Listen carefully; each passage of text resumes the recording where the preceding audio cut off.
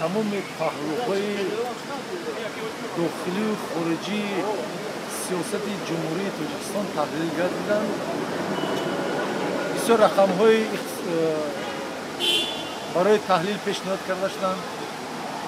فعالیت حکومت جمهوری تاجیکستان در 7 سال گذشته جنبست و وظیفه‌ها برای 7 سال این بعد گذاشته شدند و مخصوصا آن نقطه‌های جالب بودند که به فعالیت پارلمان، قانونگذاری و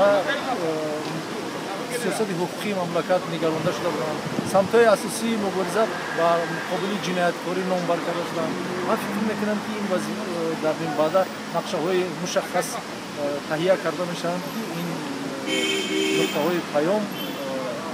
مشخصات خود را می‌یابند و در 7 سال این بعد تطبیق خواهند شد. در بخش سیاست دولتی جوانان آنچه که ما منتظری داشتیم، انتظاری داشتیم و البته در سالهای آخر جناب عالی این سیاست را پیش برده ایستاده است، ولی تاکید علاوه شد این باوری به جوانان بود. باوری به جوانان بود، به همان قشر جامعه ما که امروز میگوییم 70% اهالی مملکت را تشکیل میکند. امروز هزار معلومات میگیرند هم در خارج هم در خارج هم در داخل کشور و با میدان روزگار و زندگی وارد میشوند، ولی پس مانعه ها یا سدهایی که ما گویا که آنها جوان هستند با آنها باور نمیکنیم و یا که میگوییم که فردا گویا که شما کار میکرده باشید، ولی عین زمان امکانی استفاده قوه و قدرت و دانش و ذکاوت و ننگ و ناموس و فراست آنها است و باور دارم که در این روند ما می توانیم فرداهای دیگر به موفقیت نایل شویم، چون که در اصل امروز جوانان آماده هستند که نه تنها برای آینده بلکه برای امروز جامعه خود تمام قوا و قدرت خود سفربر کنند و الک عقل فراست آنها میرسد، دانش آنها میرسد و آنها امکان دارند و فکر میکنم نقطه مهم در سیاست دولتی جوانان همین بود و باور دارم که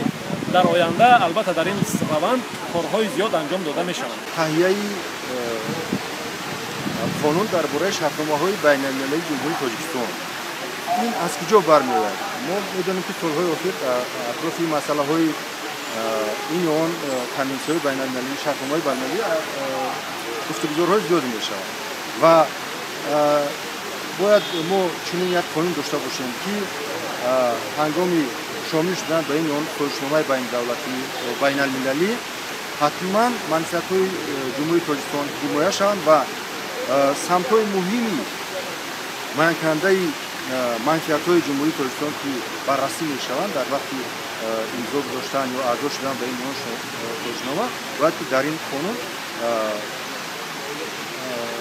مسئله گذاری شوند. من بیان کرده شد.